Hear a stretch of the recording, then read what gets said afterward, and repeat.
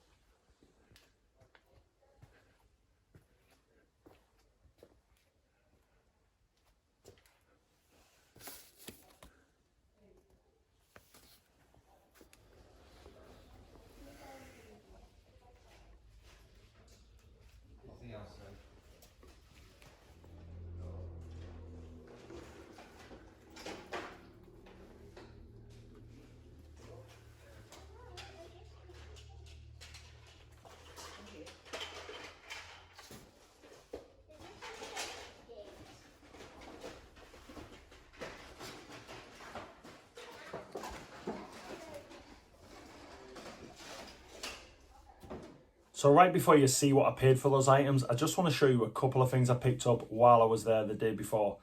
I picked up this copy of Mad Magazine. This is the Conan the Barbarian cover, and yeah, very cool. Super cheap, couple of pounds for that, but the artwork on it's just fantastic. I got those two, they'll sit in my collection. Don't really collect Mad Magazine, but a nice pickup anyway. So I didn't actually film the auction itself. It was a bit frantic. I went in, I didn't know I had to register, so I never had a number. I waited for the lot. I think it was lot number 8, and I just kind of stood there watching what was going on, seeing people bid, you know, quite a lot of money for certain items. They started the bidding and they wanted £50. I was looking around the place, not a single person bid. But yeah, it got to 30. He actually said he can't go lower than £30, so just an out-of-body experience. My hand just threw up in the air. There's my receipt for it. £30, and obviously on top of that I paid the commission, but I'll show you those items right now in close detail, and for that price for vintage Star Wars you just cannot go wrong. So real quick, let's take a look. We picked up this snowspeeder vehicle from Return of the Jedi. I have cleaned it up a little bit, but all of the parts are there on this except for, I'm just going to show you real quick at the back. There's just one of the, that little thing there is missing on this side. I have looked on eBay and you can pick them up for a couple of pounds, probably cheaper at some places. So yeah, that was really, really cool. Inside this actual piece was this figure. I think it was from B-Wing Fighter. It wasn't from this one, but yeah, that was really nice to find. Little surprise at the end of the day when I got home and unpacked all the items. Very cool.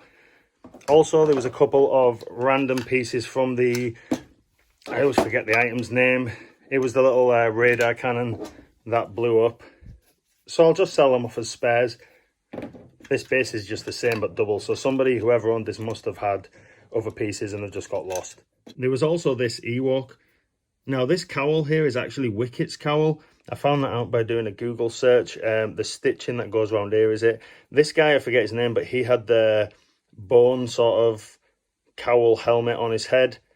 But just as a part, I'll take this off. We'll sell it separately. I'll keep the figure, try and find his accessories. If not, just sell him on.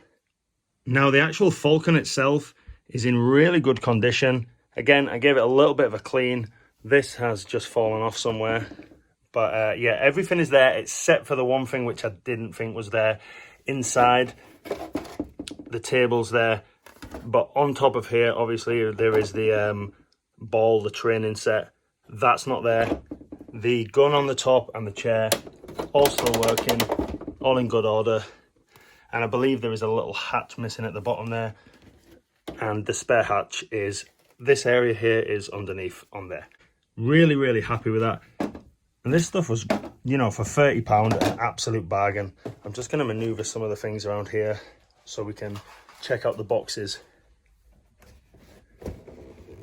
So first off, the Snowspeeder vehicle. Box is in great condition. Like, not phenomenal, not expensive, but it's all there. There's some of the old stickers on it, which I always find really cool. It'll sit well on a shelf.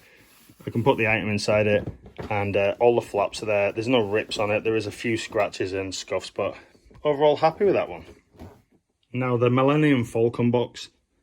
Again, a little bit beaten up. The backside is a lot worse, which is, for me, not the worst part about it. A little bit warped and bumped and a few scuff marks.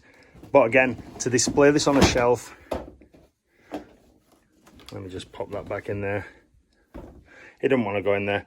You know, it's going to sit really nicely. And for the age it is, it just looks really cool. I'm going to try and find the parts for the Falcon, whatever's missing, complete it, stick it in the box, and I'll keep that in my collection for a while. But again, £30 for all of this vintage Star Wars stuff is not a bad deal at all. Vintage Star Wars from the auction. Nobody else bidded with me. I won these bad boys, and I am super happy with this stuff. If you are new to the channel, please hit the subscribe button below.